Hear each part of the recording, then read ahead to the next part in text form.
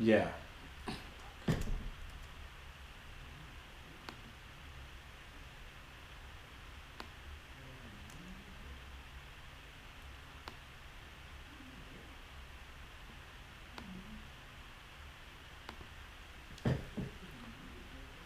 Knowing to make love for real, because sometimes it's time for love making and folks be fucking, and that creates all types of psychosis, insecurities, resentment, and that type of stuff. And you really want to make sure that you're being in tune with what is going on with your partner and you at the times, right? Okay. Don't want to be just, rough shotting over somebody. Well, I 'Cause mean, it will happen from time to time, which is okay. Just you don't want it to happen all the time. that is true. So be aware of that.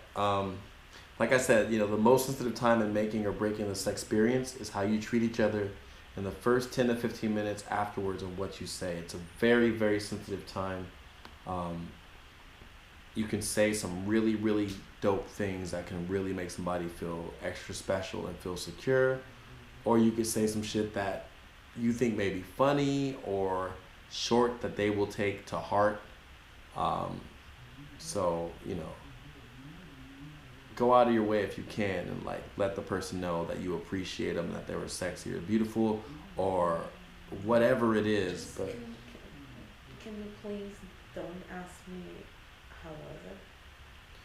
I won't. Yeah, I can't promise that the other folks won't. But yeah. yeah, don't ask how was it. Like, That's like the most corniest thing ever. yeah, you want to be confident, and just give love. Just be like, you were beautiful, you were amazing. Like, don't ask how you were. Contribute and tell them how they were. In return, they'll be inspired to be like, man, you were amazing. You're a cock. I just never understood how sweet that would be, or whatever it is they'll say. Did you eat? You must be vegan. This shit tasted amazing. Did you have muscle milk? Oh, the muscle milk story. That's a separate episode. I guess that's part two. Which, also be open to each other's suggestions. People are gonna be writing in, what's in muscle milk? Right. Should I be drinking muscle milk? Yes. If you want your cum to taste sweet, drink muscle milk. Oh, there you go. Yeah, be open to everyone's suggestions. Talk about things. Encourage your partner to ask, or not ask. Encourage your partner to tell you about their fantasies, about their thoughts, about their things, and be a part of their fantasies. I'm telling you, they'll love you more if you help them achieve some of their fantasies. What else? Let's see. For the women, and I'll say this, and you can talk about this. Understand foreplay starts way before the bedroom. Can you elaborate on that? That's an Esther Perel thing. That's your girl. Yeah, for sure. I mean, you don't decide you want to have sex and you dedicate the first 15 minutes to foreplay. No, you talk through the day, you do things through the day or the week or the month before leading up to it, and then by the time you get to actual sex, everyone's super excited. Like, what are some of the things you would say or do, or you would like, that would be considered good foreplay long before the bedroom? Oh, I like things that a lot of people don't. I mean, you'll say that I'm crazy. I like conversation that is stimulating and it can be about business. And, it could be about politics or books. But it's a stimulating conversation and someone's giving me information that I did not have before and I'm super excited. But then I also know that there is sexual interest and maybe, once my intellectual interest is all stimulated, we can talk about sex. Yes, she likes sexting. She likes seeing nice fly booties on Instagram. So that's one way we do that. Guys, no pictures. She doesn't like penis pictures. No, not at all. She appreciates men in a different way than that. Yeah, girls, yes. But that's one of the ways that we kind of play this game. She sends pictures of booty she likes. I send pictures to her. Sometimes I wake up in the morning and or driving on the road and I get an email. And luckily nobody was awake. But yeah, I get an email and I open it at where I am at a meeting or some shit. And there's like just this snow bunny ass in front of me, and it's like shit. They don't know her like that. Yeah. Have to tap that out. Oh boy, remember you gave the Oh yeah. We one time make videos.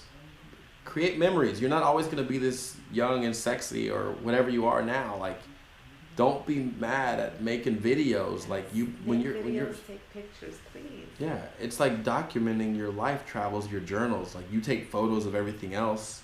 Why wouldn't you take photos of like that? Sex is important, right? Like the sexuality is important. Those So pictures is the most amazing thing. yeah, reflect. And who knows? There may be a time where you guys might open up the relationship, and your wife is like, "I'd love to see pictures of you and of another girl you've been with because it turns me on."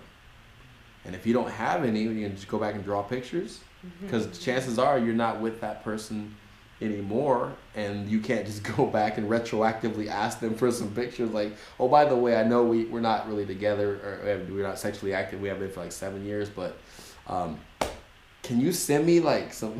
Like, you can't do that. So, if you guys are feeling it, yeah, if you guys are feeling it, do that. It's the same way, you document your journals. I mean, this is where your stories are, your memories are kept through visuals, through songs, through they're like mnemonic devices for times past. Yeah, and it's like get yourself in the mood, and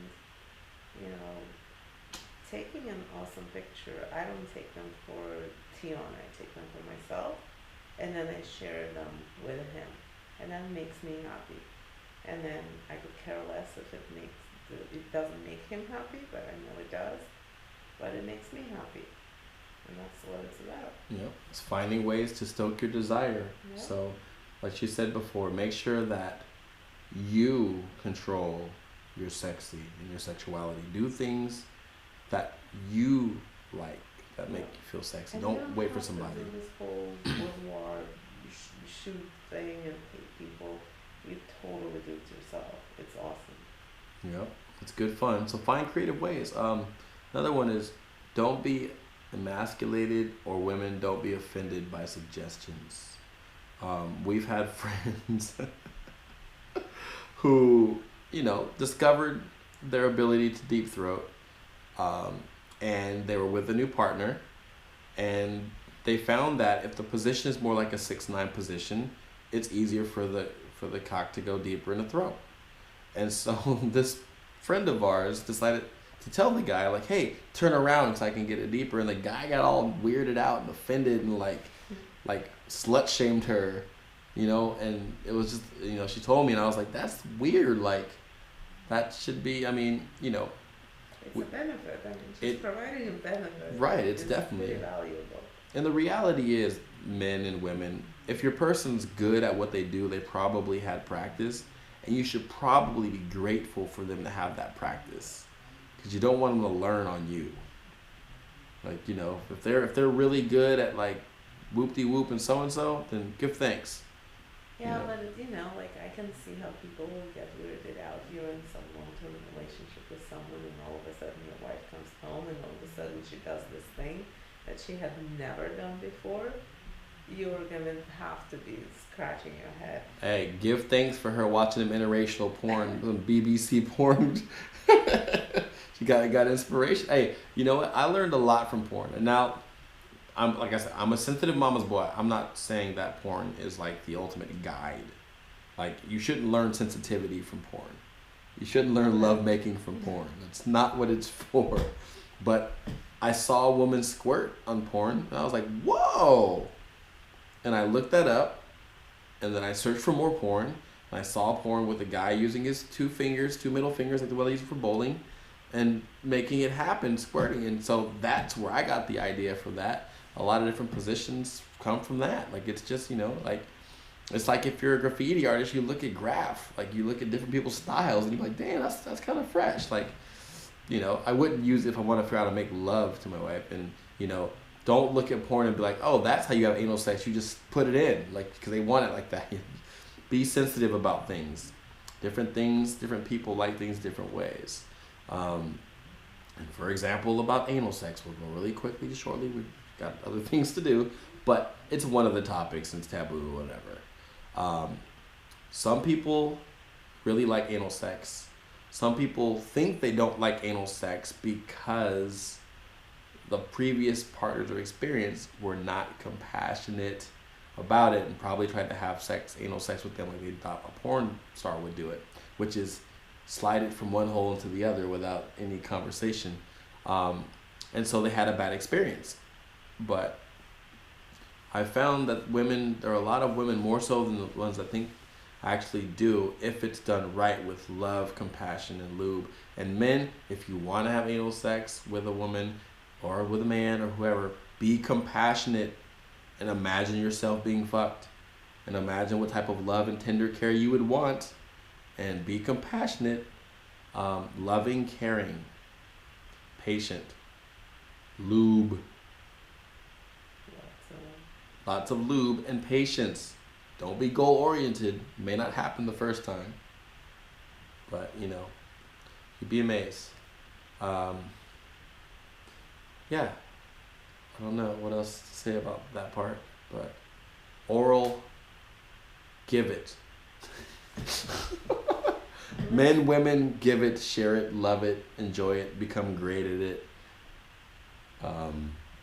Ask them what they like. Some like it hand and mouth on cock. Some people like just straight up dome, no chaser, no hands, like hands free. Wi-Fi head, as you call it, just hands free. Some women like a lot of clitoral stimulation. Some women like don't touch my clitoris on the head. Become a cunnilingus connoisseur, right? Yeah. Is it a benefit? I mean, since we're sharing, I like girls going down on me much more than guys. Yeah. That, So everybody be good. Yeah. Why is that? I don't know. It's different. Because girls know their stuff better. Is it the mustache? No, it's just a different way of doing it. That's adorable. Totally. So you yeah. I have let a girl go down on me anytime. Ladies out there, if you're ever wanting to go down on a Russian adorable compliance officer partner, she is available. Send your resume to 1966. Blah blah blah. That's cute though. I mean, not cute in a degrading way. It's neat. I'm gonna be looking at the lip. I'm gonna try to do it like a girl. Like I'm gonna try to work. You're gonna like go wax your face and. Is it the hair? I have no idea. I'll think about it next time. I'm gonna think about the girls I know who went down on you and think what they look like and be like, how do I make my lips like them? Like, you're making. It's not the lips. No one goes down with the lips. Really? Lips, mouth, and tongue? Lips don't even go there.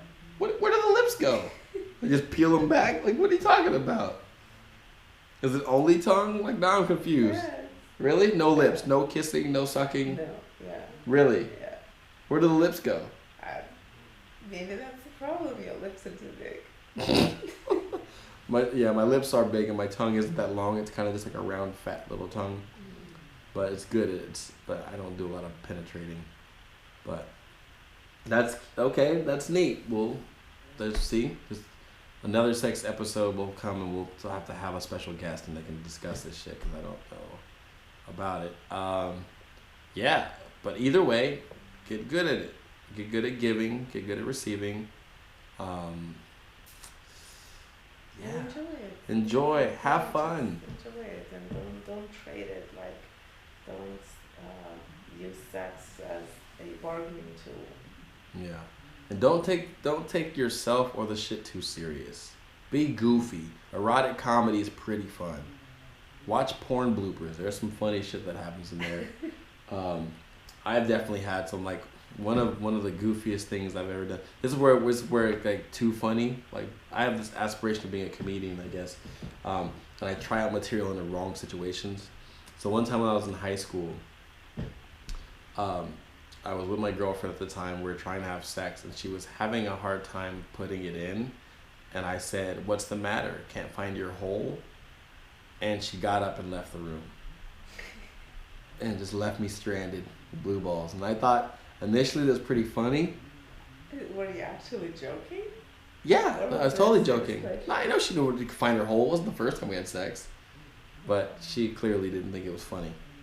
So, guys, girls, time and place, but feel free to laugh a little bit. Like if you're fucking and you're changing positions and somehow your foot gets snagged and then your dick gets soft because like it just feels goofy, laugh it off.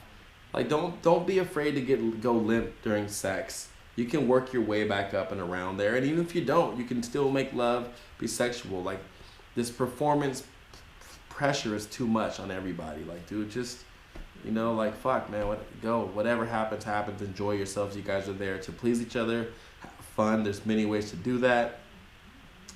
If you fall off the bed, if you slip, if you, you Socks. If you're wearing socks.